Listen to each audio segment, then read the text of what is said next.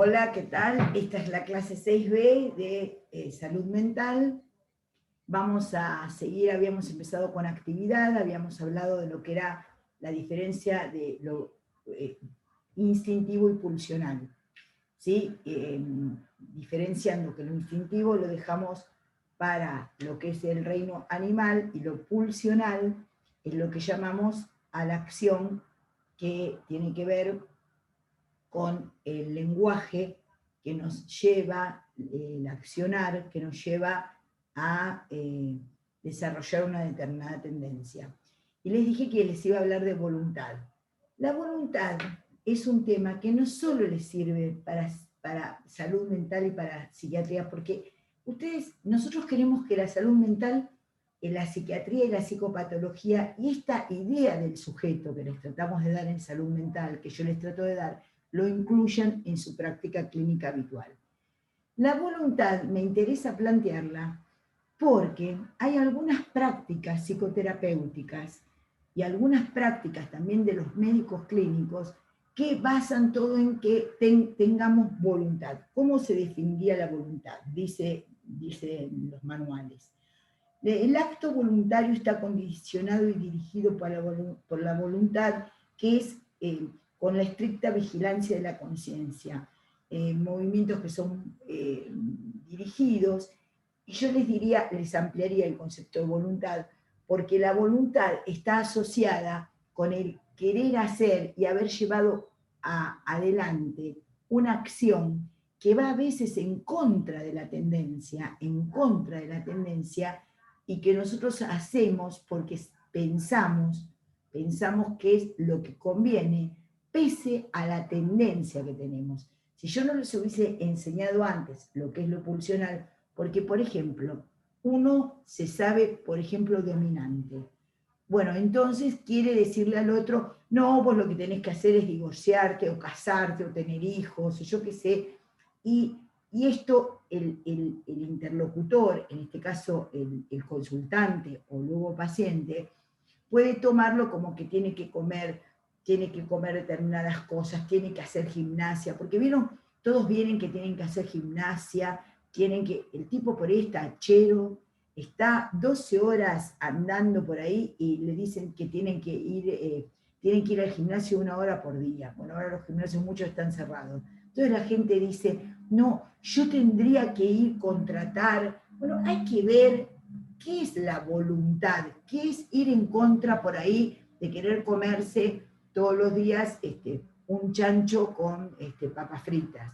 Entonces, o ir a, por ejemplo, la comida chatarra. A ustedes por ahí no se les ocurre comer, pero sí comida chatarra. Ustedes dicen, che, tenemos que regular un poco la dieta porque tenemos que comer de forma más saludable. A veces, en realidad, uno está, porque para eso está la sociedad de consumo, hay cuestiones que son totalmente adictivas que tienen que ver con nuestro gusto. Nadie come lo que necesita. El comer es un acto que tiene que ver, por ejemplo, con el placer. Entonces, la gente por ahí come de más, come de menos, como en las anorexias nerviosas, come de menos, o está todo el tiempo perseguido, por ejemplo, con las dietas, porque es lo que corresponde. La voluntad, entonces, es les quiero decir, esa fuerza que, motivo del aprendizaje, de cómo es la persona, quiere hacer en contra de lo que supone que es su tendencia natural. Entonces lo asocio mucho, y quiero que ustedes lo asocien de esta manera, a lo que sería la atención. ¿Se acuerdan que les dije? Espontánea y voluntaria. Entonces uno por ahí se esfuerza. Por ahí alguno de ustedes dice, ya me aburrió María Clara, me voy, yo qué sé. Dice, no, pero prefiero escuchar ahora y que aparezca el cuadradito con mi nombre antes de tener que escucharla después, y como un acto voluntario que no es necesariamente del deseo, vaya. Es difícil modificar por voluntad las cosas. Hay momentos en que las personas están muy exigidas y que no pueden realizar lo que les parece que es lo ideal. En el frontispicio en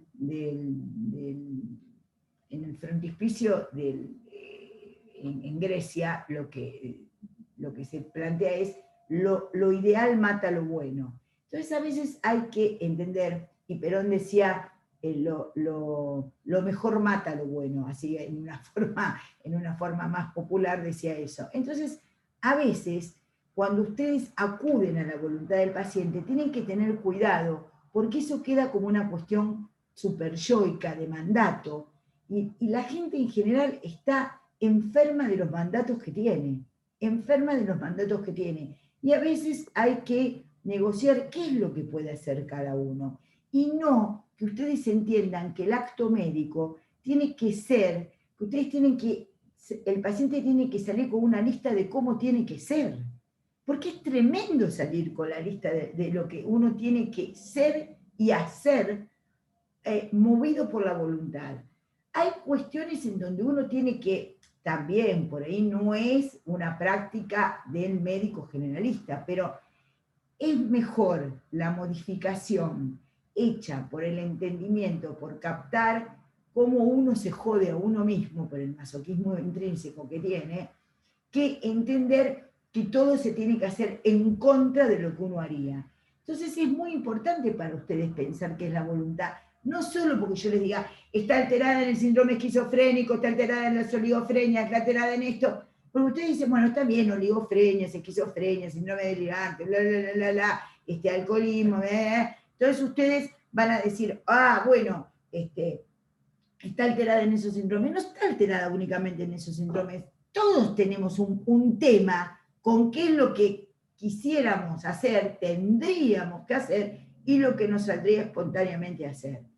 Pero eso, básicamente, yo quiero que ustedes tengan la lectura de salud mental de nosotros, de los que practicamos y somos psiquiatras y practicamos el psicoanálisis, que en general la gente no hace lo que quiere, hace lo que se le impone. Eso es muy importante que ustedes lo tengan en claro como médicos. El tipo no chupa porque quiere, no puede dejar de tomar de más bebida, no fuma porque quiere, fuma porque no puede dejar de fumar, para pensar el tabaquismo. No es que, porque ustedes saben que si uno come bien, hace ejercicio, yo qué sé, se muere en mejor estado de salud o dura más tiempo. Es totalmente entendible, pero hay que ver que ustedes no tienen, no es la función del médico convertirse como en un padre o una madre terrible o un maestro patético que diga tienen que hacer esto, tienen que hacer el otro. Fíjense en la escolaridad. Si los chicos entienden cómo pueden llegar a hacer las cosas, lo dificultoso que puede resultar el Zoom, por qué tienen que estudiar matemática, por qué tienen que estudiar geografía, la mayoría de la gente se ve más atosigada por su propio masoquismo y por su propia tendencia superyoica, quiere decir, de mandato a hacer algo en contra de sí mismo, que no lo hace porque quiere, lo hace porque no encuentra una otra salida. Obviamente que esto se los digo para que ustedes regulen ciertas indicaciones que van a dar como médicos generalistas. Ustedes pueden dar las indicaciones, pero también decir, bueno, es difícil por ahí que vos dejes de... Lo que te pido es que por ahí vos entiendas que comer comida chatarra todos los días, que estar te va a ser difícil, pero por ahí si podés hacer caminar un poquito y en lugar de tomar un colectivo caminás unas cuadritas o pueden en ese punto no hacer todo porque se hace como una herejía, como un panegírico de lo que es lo que es la voluntad, y la voluntad aparece como la más importante de las funciones psíquicas. Concentrar la actividad en un hecho que a uno le resulta mejor y no peor, también implica un gran movimiento subjetivo. Entonces ustedes como médicos y médicas van a tener que pensar cómo van a modificar la actividad del paciente sin que esto se convierta en un nuevo elemento traumático para el paciente, porque ya el paciente viene traumatizado por lo que les pasa. Lo que menos necesita es que se le esté dando un catecismo de lo que hay que hacer para estar sano, porque vieron que la salud, para tener una vida saludable, cada uno tiene la vida saludable que puede. Y cada uno pulsionalmente sabe muy bien cómo estropearse la vida. Entonces, modificar esas cosas llevan un tiempo, y si ustedes ven que hay algo del orden de lo que no pueden modificar, también es una forma de poder decir, bueno, por ahí hay que trabajar interdisciplinariamente, porque en la consulta de médico generalista, de médico clínico, no pueden llegar a plantear todo esto, porque eso implica un tratamiento particular con el paciente. Miren, les voy a dar la definición de voluntad, que la busqué. Es la energía psíquica con modalidad estática o energía potencial psíquica que, de acuerdo con las necesidades imperantes, se transforma en múltiples formas de energía cinética. No se entendió nada, no se entendió absolutamente nada. Entonces lo que les digo es, ¿cómo vamos a entender la voluntad? Como eso que el sujeto, la persona, el consultante, quiere modificar en contra de su tendencia espontánea. Prefiero que lo entiendan de esa manera y que entiendan que modificar una actitud durante mucho tiempo y modificar la forma en que uno tiene de joderse es algo muy importante para la vida. La salud es que podamos modificar algunas cuestiones con las que nosotros nos lastimamos y lastimamos a los otros, pero que eso no depende únicamente de una intencionalidad, que es lo asociado a la voluntad. La intencionalidad, entonces, si entendemos la voluntad como esa intencionalidad de cambiar la actividad por otra mejor, a veces es muy difícil. Con los adolescentes, acá mis compañeros docentes pueden dar algún comentario, ¿no? Con lo que respecta a la, por ejemplo, a lo que respecta a la rehabilitación, con lo que respecta a la,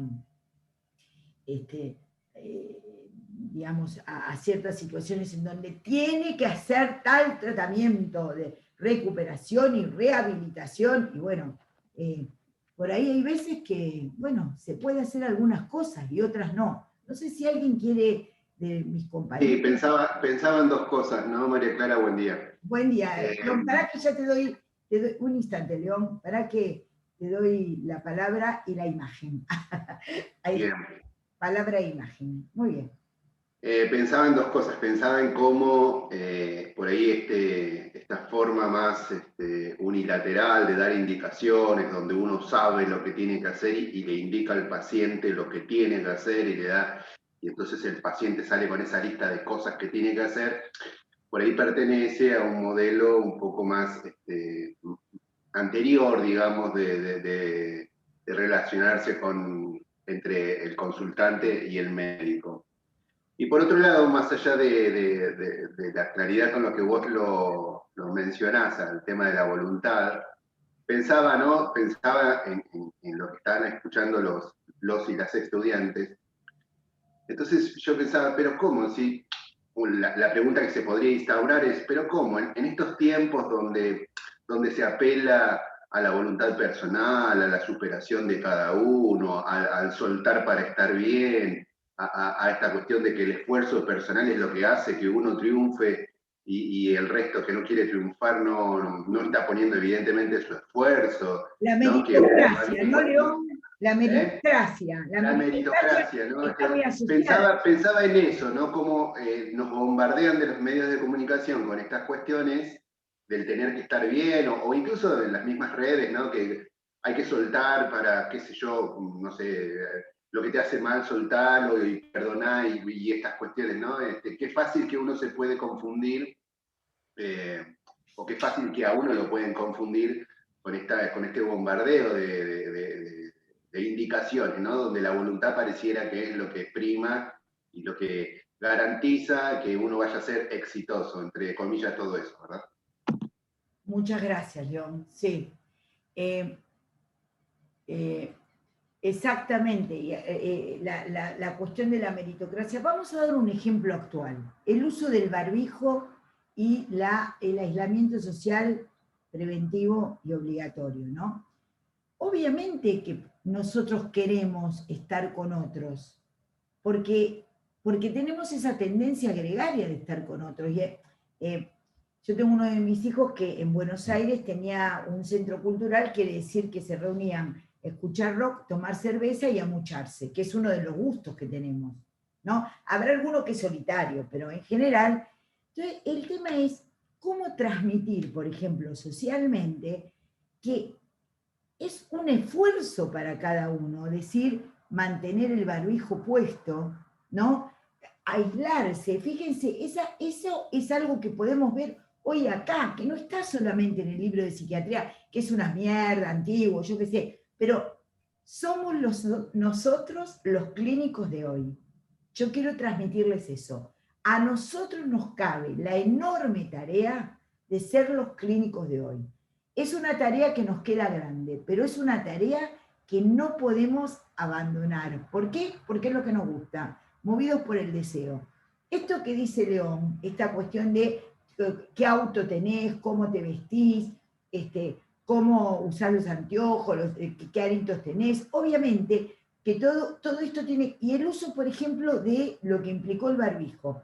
Salen los libertarios a decir, no, nosotros hacemos lo que queremos. El otro día, a partir de una clase, uno de los estudiantes me decía, es muy difícil no salir. Claro que es muy difícil no salir, pero así como en primer año les enseñamos vigilar y castigar, el gran texto de Foucault, nosotros entendemos, los docentes de la cátedra entendemos, que el aislamiento social preventivo y obligatorio, el uso del barbijo, no son formas de castigar y controlar, son alternativas que tenemos de la enorme tarea que hemos tenido el año pasado, de sentirnos de alguna manera tan aislados, tan extrañamos a nuestra familia, extrañamos a nuestros amigos.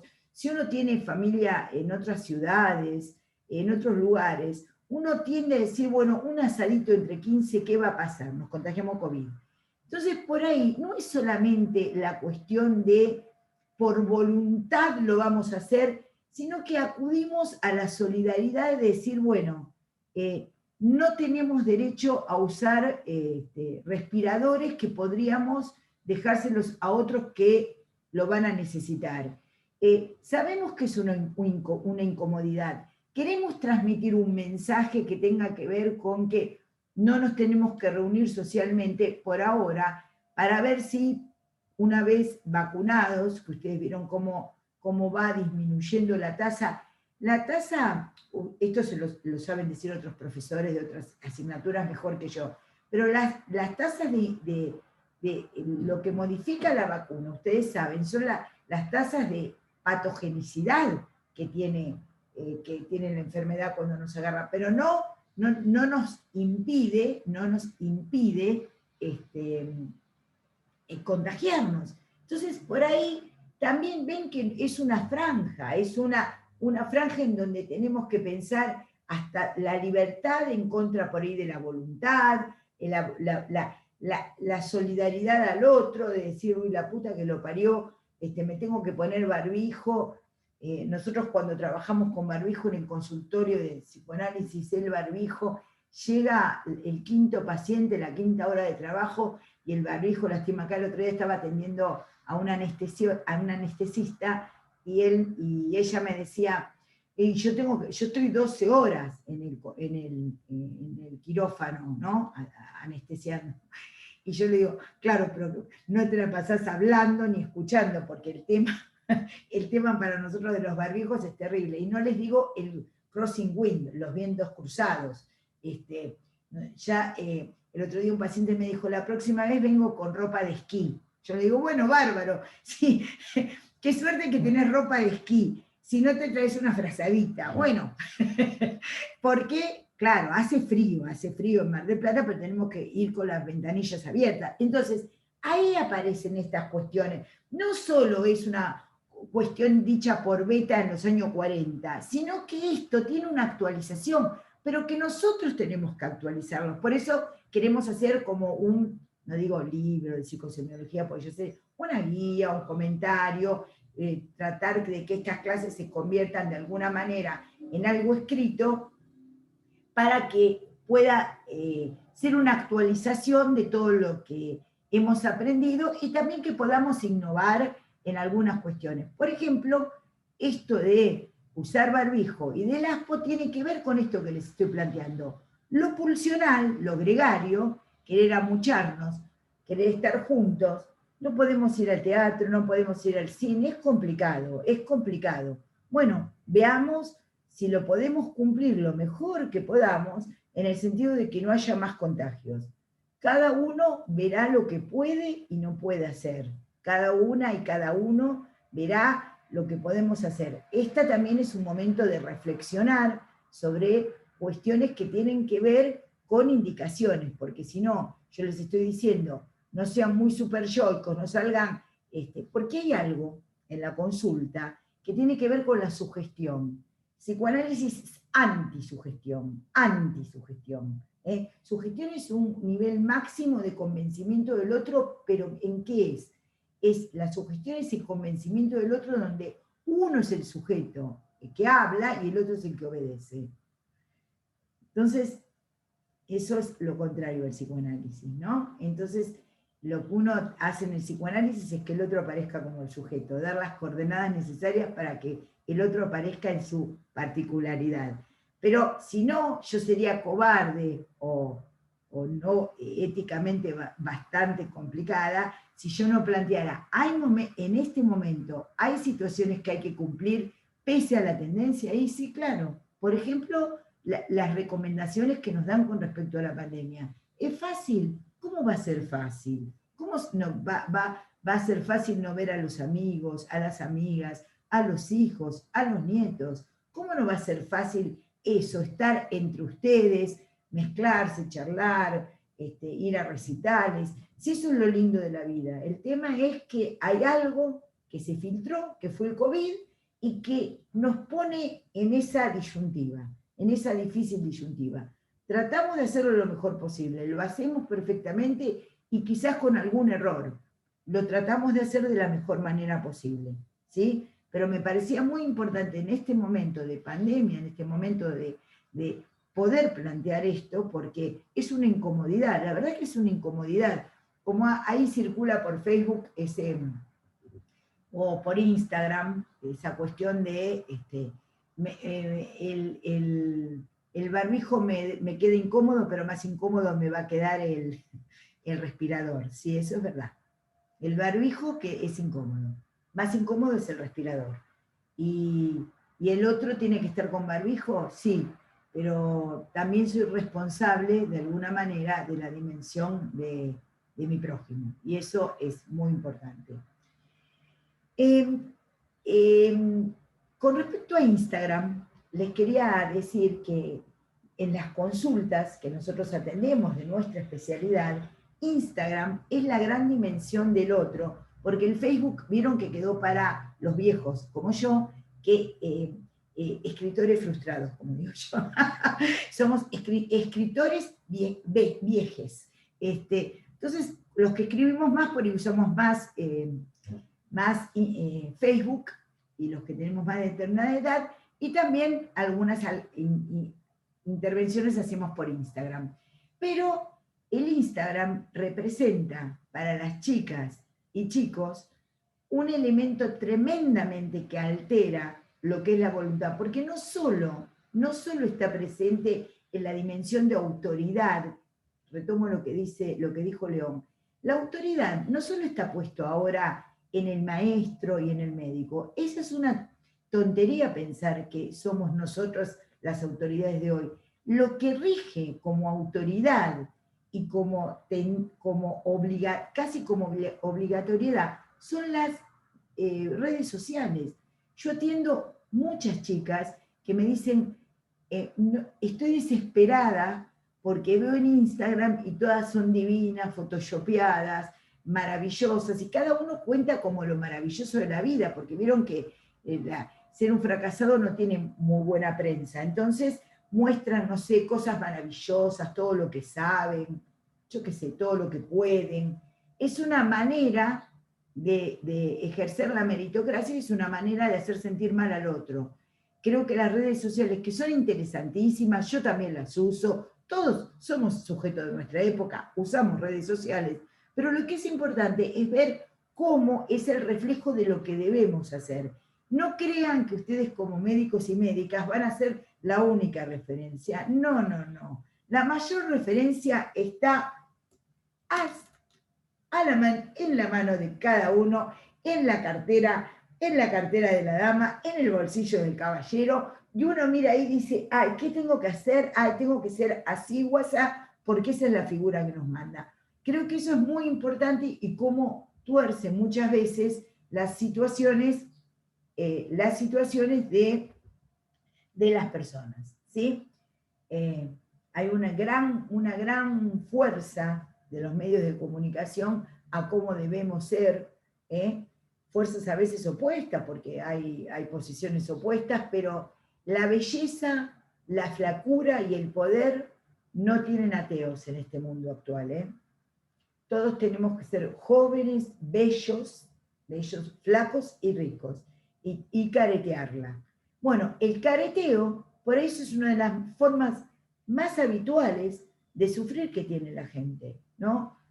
Varones que dicen, no, bueno, no tengo los elementos suficientes para, digo, varones y chicas, ¿no? Porque hay que tener determinadas características para ser amado, ¿no?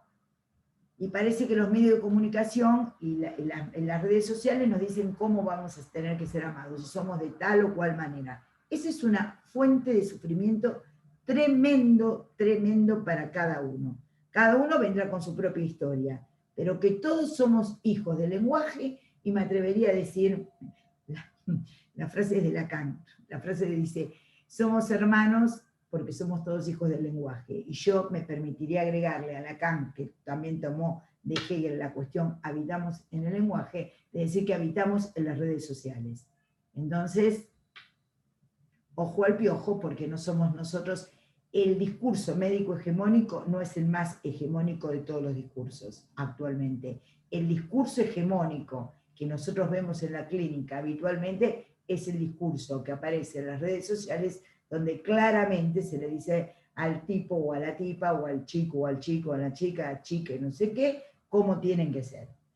Bueno, vayamos a la voluntad y sigamos con la voluntad y retomémoslo en el punto en donde se planteaba esto que les decía, una focalización de la intencionalidad que a veces la mayoría de las veces va en contra de la tendencia espontánea del sujeto. No digo natural porque nada es natural, todo es cultural. Así que esa es una cuestión cultural, por eso digo la tendencia espontánea, que tampoco es espontánea, sino que surge de cómo nos dicen que tenemos que ser. Las alteraciones de la voluntad en psiquiatría son muy importantes y se clasifican en abulia, falta de voluntad. Y uno dice, no me levanto nada, no voy nada a estudiar. Entonces viene la madre y dice, no, porque no quiere estudiar. Yo le digo que estudie, pero está con el Fortnite a la noche, o está, no sé, con no sé qué otros jueguitos, toda la noche, no se levanta a la mañana. Uno podría decir que la bulia como máximo nivel de quietud, en donde uno no puede modificar nada de su tendencia habitual, se ve en casos graves como la esquizofrenia, ¿no? la melancolía, la catatonía. Esa es la bulia, abulia. Todo lo que tiene que ver con voluntad termina en bulia, ¿sí? Entonces la hipobulia es justamente la disminución de la actividad voluntaria, y la hiperbulia es un aumento de la actividad voluntaria. Por ejemplo, maníacos excitados, yo les diría que una cuestión de que la voluntad tiene muchísimo que ver con una articulación entre lo que es lo pulsional, la tendencia espontánea, y lo que es el superyo del paciente, que también es una tendencia pulsional, pero que bueno, que es importante, ¿no? Entonces, por ejemplo, las chicas anoréxicas, digo chicas porque es una patología muy asociada al sexo masculino, al género femenino, pero también vemos a veces anorexias en varones,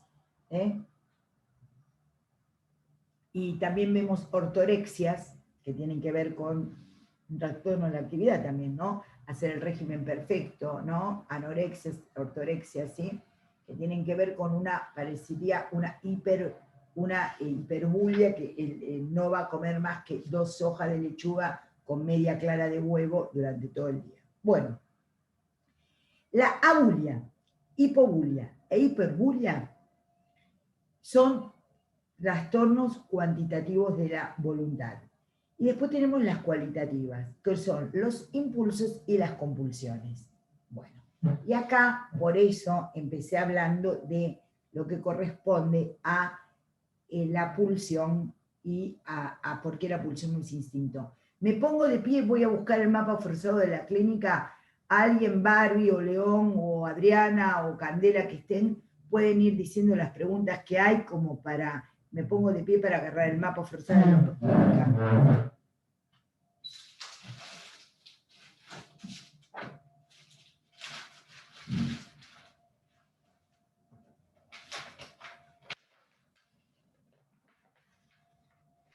A ver, yo no vi ninguna, porque había una que como que se la respondieron. No sé si alguien quiere decir algo. Que hablen, díganos algo.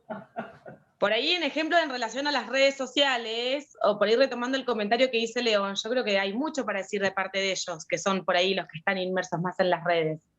O poner algún ejemplo o algo, a ver. Mercedes, la voluntad tiene que ver con la... ¿Con qué? Con la conación, porque leí que la conación... Che, ¿qué es conación?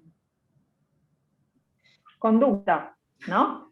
Ni sabía que Beta decía conación. Conducta, no digamos conación porque es una palabra conducta.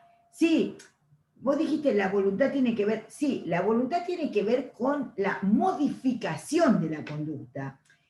Conducta es el conjunto de todas las acciones, voluntad, atención, memoria.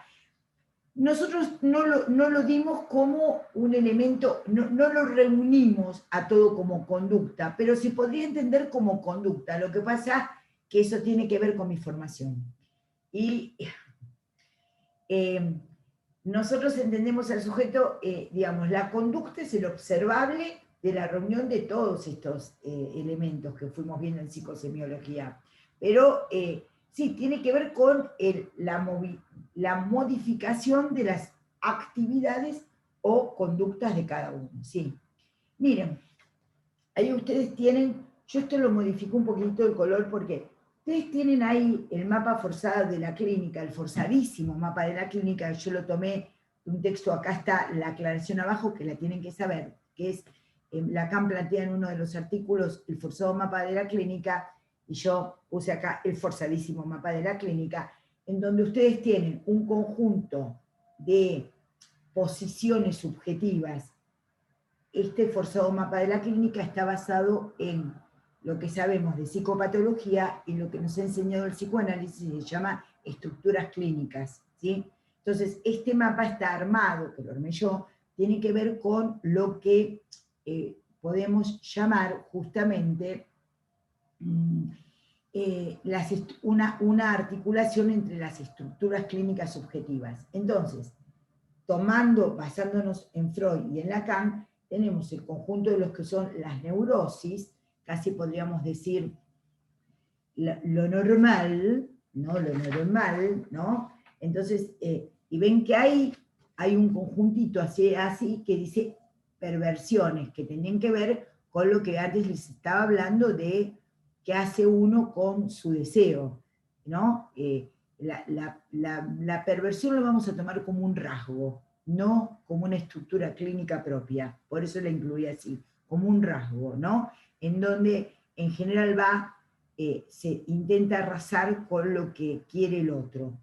Pero las neurosis, que son histeria, neurosis obsesiva y fobia, y las impulsiones. Después tenemos un conjunto que dimos en llamar impulsiones. Yo pensé mucho cómo ponerle este conjunto intermedio de las impulsiones, y es porque ahora les voy a hablar con respecto a la voluntad, a lo que es el acto impulsivo y lo que es el acto compulsivo. Digo esto porque lo vamos a tomar como un rasgo.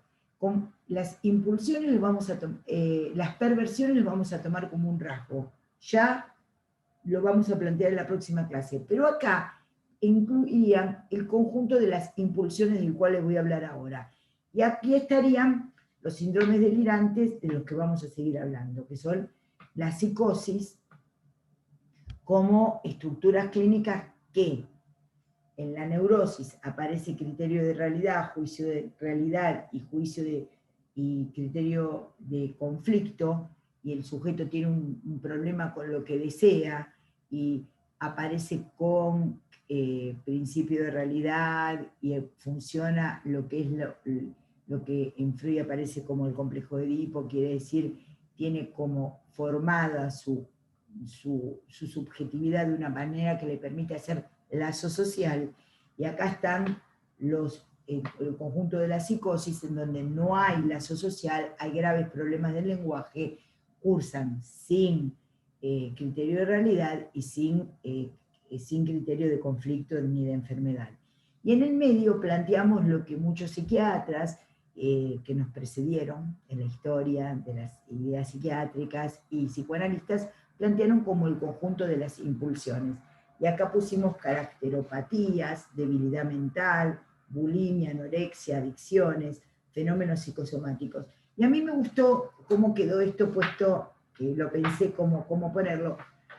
Puse border, es lo que podríamos llamar impulsiones o elementos o estructuras borderline, en donde hay un fracaso parcial de lo que sería la metáfora del nombre del padre, y un territorio, puse así. Estas impulsiones es un territorio donde hay fuertes vacilaciones y rígidas estabilizaciones. Me pareció que estuvo logrado eso, ¿no? Fuertes vacilaciones, ¿no? Fuertes descompensaciones y también rígidas estabilizaciones. ¿Por qué les comento esto con respecto a la voluntad? Verán que es muy difícil, por eso empezar con actividad y actitud. Es lo que está adelante tiene que ir atrás, porque si no, no se puede explicar esto. Porque cuando se habla de alteraciones de la voluntad como impulsos, ¿no? Como impulsiones, tiene que ver con que, a ver si lo aprendemos bien, las impulsiones son egosintónicas, quiere decir, son actos en donde prevalece lo que espontáneamente el sujeto quiere hacer, lo que le sale y lo hace, y no tiene en el momento en que lo está realizando ningún conflicto. Dice, bueno, estoy comprando la tercera blusa celeste. ¿Esto está bien o mal? No, en la impulsión dice, lo hice porque me encanta, porque al final yo me lo merezco, porque, bueno, sí, claro, algunas veces sí, otras. Yo cuando me vienen con eso de que se lo merece la gente, digo, sí, tanta gente se merece viajar a Europa y no conoce nunca lo que es la Torre Eiffel, digamos, ¿vieron eso de me lo merezco? Bueno, un montón de gente se merece mejores vidas de las que tienen. Algunos lo logran, otros no, ¿no? Pero las impulsiones se caracterizan como actos que uno puede, por ejemplo, Beta dice, descontrolados, que tienen que ver con lo instintivo que nosotros sabemos pulsionar. Entonces aparecen diferentes patologías cualitativas del acto y que tiene que ver con la voluntad. Por ejemplo, pica, que es estar comiendo. Pica ahora se usa mucho para el comer a cada rato y tiene que ver con los atracones, yo qué sé. Antes pica, cuando yo era joven, se decía más a la gente que por ahí iba y mordía piedritas o comía algún desecho. La pica antes era más extravagante que ahora. La pica ahora se toma más como elementos que tienen que ver con el descontrol de lo que uno se lleva a la boca, con todo lo que eso significa. Bueno, pica, coprofagia, que es, que obviamente que tiene que ver la coprofagia con algunos pacientes muy, muy deteriorados, que digamos, comen heces o tienen una manipulación de sus propios excrementos particular, ¿no?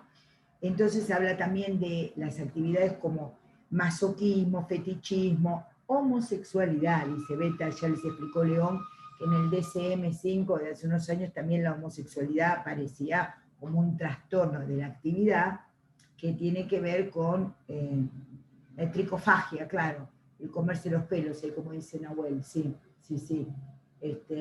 Y también está el otro, ¿cómo se llama? No sé si León, ¿te acordás? De hacerse así y sacarse los pelos, que se sacan los pelos, tiene un nombre. Hay un, sí, tiene un nombre, no me puedo acordar ahora. Los trastornos de las fobias y los trastornos de la actividad tienen un montón de elementos de lenguaje, no se los vamos a preguntar uno a uno. Sí, por ahí lo que le estamos diciendo. La tricotilomanía, eso que se saca los pelos. Gracias. Eso. Escribir en el chat, no me acordaba, sí. Entonces, bueno, también habla de cleptomanía, que es justamente el que va y roba, pero no roba un banco, sino roba teniendo la plata, roba una hebillita de una billutería, porque otra cosa es robar una manzana porque uno tiene hambre, eso no es cleptomanía. Cleptomanía es sacarle algo a otro sin pagarlo cuando uno lo podría pagar. Esa definición es mía, pero es así. Es esa la cleptomanía. Es un gusto, una tendencia que aparece en la actividad patológica de sacarle al otro lo que uno puede pagar. Entonces, también aparece la piromanía, como los que tienden a incendiar, que eso es típico de los epilépticos, ¿no? Muchos chicos son piromaníacos sin ser epilépticos, pero la piromanía es típico de las epilepsias, y aparecen estas cuestiones impulsivas. Pero un acto, a ver, vamos a ser muy específicos en esto. Un acto puede ser, el mismo acto puede ser impulsivo o compulsivo. Por ejemplo, si alguien va y saca del supermercado o se compra algo, o no sé, miren qué lapsos. No puedo no pagar.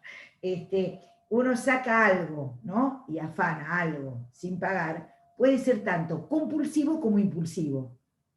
¿Por qué? Porque lo que define, lo que distingue la impulsión de la compulsión es que la impulsión es egosintónica, no hay conflicto en el momento de realizarla, y la compulsión es egodistónica. Lo van anotando, ¿no? Egosintónica para las compulsiones, estamos viendo trastornos de la actividad, y las compulsiones, uno dice, no quiero ir a corroborar que esté cerrada la llave del gas, no quiero estar pesándome todos los días, pero la gente dice, estoy tan obsesiva porque es compulsivo, ¿sí? Entonces, dice que es típico de la neurosis obsesiva, es verdad, las compulsiones, pero también los que nos venden a veces como salud, no es más que ser un poquito compulsivos con respecto al control que hacemos sobre nuestros actos. Entonces el tipo que tiene o la mujer que tiene una compulsión hace algo en donde se le aparece un alto nivel de conflicto, pero no puede dejar de hacerlo.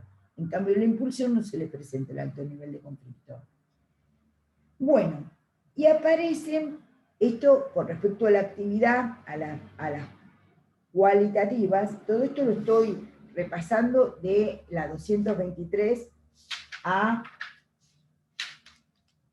la 228, 5 páginas de lo de beta, porque lo otro, el desarrollo lo tienen en la clase, pero el cuadro lo tienen armado ahí. Y con sus correcciones, con las correcciones que estoy haciendo en la clase, ¿se entiende? Que tienen esa bibliografía con las correcciones que les estoy dando en la clase. Eso es lo que pretendemos que enseñarles, transmitirles y que ustedes puedan responder después en los exámenes correspondientes. Y después aparecen alteraciones de la ejecución de las acciones, que son muy importantes para que ustedes lo vean, que son apraxias, ecopraxias, amaneramiento, extravagancias y estereotipías, negativismo, obediencia automática, flexibilidad seria, cataplexia, bueno,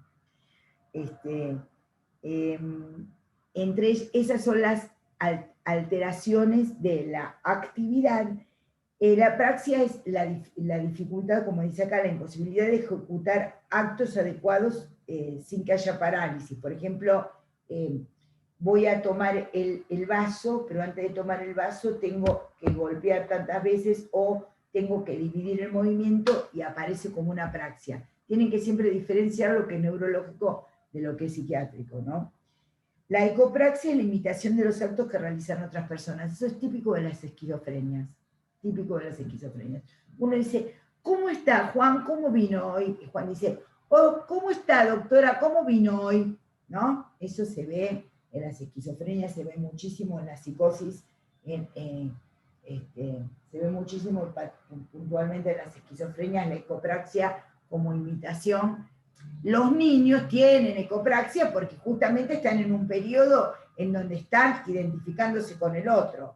Pero ¿qué pasa? Cuando ya esto se ve en una persona adulta, lo que se ve es que evidentemente le falta identificación como para poder hacerlo, haberse apropiado de ese acto sin que aparezca tan copiado del otro. La ecopraxia, entonces, es un punto en donde lo que falla es la subjetividad, porque lo que se evidencia es la copia del otro, ¿no? El amaneramiento es la falta de simplicidad y espontaneidad de los actos.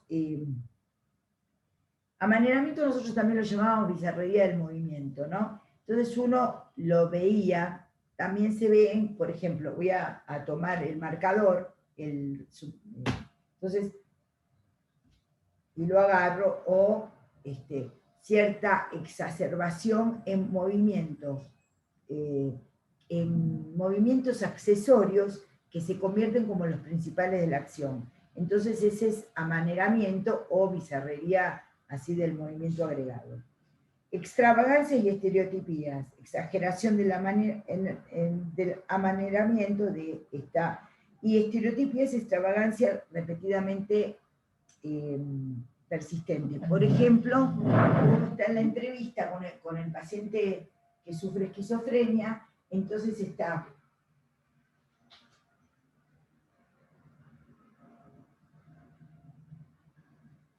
uno repite ese movimiento que en general son gestuales.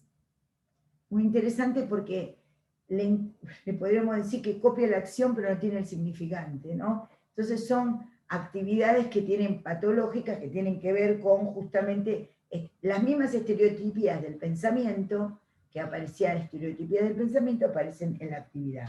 Bueno, lo otro es ahora ya vamos por lo más grave, catatonías, ¿sí? Interacción cinética, el paciente es interrumpido y uno ve que va a tomar el vaso y queda detenido. Entonces también lo que hay que diferenciar es las epilepsias para que no sea una ausencia. Y voy a tomar dos muy importantes, que es la obediencia automática, la flexibilidad seria 3 y la cataplexia, dice catalexia, diríamos nosotros.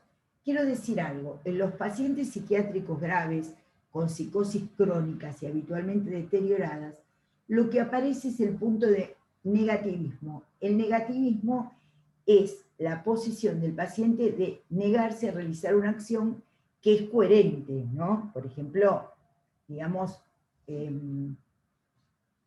levantarse de la cama a veces, en donde se puede confundir, no confundir, uno puede poner abulia y también el trastorno de la actividad porque no tiene voluntad para levantarse de la cama y tiene un trastorno de la actividad que refleja eso, que es negativismo. El negativismo más duro es el paciente que, más difícil, más complicado, es aquel que el paciente se niega totalmente a realizar la acción, no puede salir no puede salir de la habitación, se queda duro ahí, eso aparece como justamente esa catalepsia en el sentido que se queda muy quieto, que aparecen las catatonías graves, digamos. Esto se ve, esto de obediencia automática, ¿no? En donde, hola, ¿cómo le va? Puede tomar asiento inmediatamente, ¿no? El tipo se sienta como si uno le hubiese dado una orden o realiza una acción tan rápidamente entendiendo la mitad de lo que uno le dijo, ¿no? Por ejemplo, hay un ejemplo que nos daban habitualmente en los hospicios que era adelante de los consultorios decía golpee la puerta. Entonces, claro, no decía golpee la puerta para entrar, entonces todos los pacientes pasaban y golpeaban la puerta. porque decía golpeé la puerta. Claro, uno entiende que golpeé la puerta antes de entrar, pero si uno ve golpeé la puerta y tiene obediencia automática porque es una estructura psicótica, no advierte cuándo es correspondiente a esa indicación. Yo voy a hablar ahora brevemente de algo que aparece mucho en la clínica actual, que no aparece en esa clínica tan grave de la psiquiatría, que es el negativismo que a veces se ve en los jóvenes, que a veces pueden ser, están definiéndose entre un cuadro borderline, que aparece este negativismo de levantarse, ese negativismo del paciente que la joven o el joven que aparece, sí, le gusta mucho los jueguitos por un lado, pero no puede, empieza a no comer, empieza a tener, porque una persona, hay un montón de gente que ahora es vegana y vegetariana, pero cierto rechazo a los alimentos, cierta cuestión de no poder ir a la escuela, cuando se iba a la escuela en el 2019, o no poder, y hay que ser muy sutil en eso, muy sutil, porque a veces con una presentación que parece no tan grave, terminan transformándose en pacientes que uno tiene que tener mucho cuidado en que, como les digo yo muchas veces a las madres que atiendo de estos chicos, o de estas chicas y chicos, no cerremos la puerta que por ahora está entreabierta. ¿Por qué? Porque el negativismo es la peor forma del corte del lazo social. ¿Sí? La obediencia automática y el negativismo son anverso y reverso de la misma moneda. O hago todo lo que me dice el otro o no hago nada. Entonces eso es muy, muy importante, porque está bien, se ven cuadros psicóticos, de eso que veíamos en el hospicio, los que hicimos psiquiatría de hospicio, bla, bla, bla, bla, bla. Pero yo fui ya psiquiatra de hospital general, pero teníamos las prácticas en los que era yo en el Moyano, por ejemplo. Pero la obediencia automática y el negativismo se pueden ver en estructuras graves psicóticas, pero tienen que tener cuidado y buena lectura de cuando aparece cierta cuestión, muchas veces en los púberes y jóvenes, que se complican en una cuestión donde uno dice, bueno, esto parece algo fisiológico. En este momento es de la edad, el chico está queriendo poner un límite a la obediencia a la madre y al padre, pero que uno lo ve un poquito más exacerbado. Hay que tener cuidado con eso. Barbie, ¿tenés algún comentario para hacer sobre eso, sobre tu clínica? Sí, no, a ver, no sé bien a qué querés llegar. A ver, tengo miedo, a ver, corresponde. En relación a las cuestiones más negativistas, obviamente en la adolescencia, cierta cuestión negativa de querer superar a los padres, o digo, voy a decir una mala palabra, de considerar a los padres como unos boludos, sabemos que eso es parte de lo habitual, ¿no? De lo habitual como de Puerta Franca. Y hay cierta cuestión donde también vemos la cuestión negativista, que a veces nos vienen los chicos más chiquitos, infantes, o por ahí en los jóvenes también, donde nosotros tenemos que ver qué hay detrás de esto, que muchas veces es defensivo. Entonces, lo primero que tenemos que ver frente a la cuestión negativista es que siempre hay algo defensivo que hay detrás. No sé si es a lo que vos querías llegar, pero muchas veces en esas cuestiones negativistas, de no querer enfrentarse al otro, cortar los lazos, encontrarse en el mundo virtual, en un mundo cómodo, donde uno es como quiere, con diálogos menos egocéntricos, donde uno se relaciona con uno mismo, muchas veces hay una distimia de fondo, ¿sí? Donde hay relaciones, donde empiezan a cortar ciertos vínculos. La verdad, con la comida ya es como muy grave cuando empiezan a dejar de comer, o le traje el sándwich de milanesa que tanto le gusta a mi hijo y no lo quiso. Entonces ahí podemos pensar donde habría una depresión, donde esa cuestión anímica empezaría a cortar la cuestión de la voluntad. Hay muchos psiquiatras que hablan de la cuestión de la depresiva como que en realidad la afectación principal es de la voluntad. Entonces, a ver si en los jóvenes es difícil de hasta dónde hay una dificultad de la voluntad y hasta dónde es propia por el enojo que tienen frente a todo, donde lo primero en descartar de cuestiones anímicas.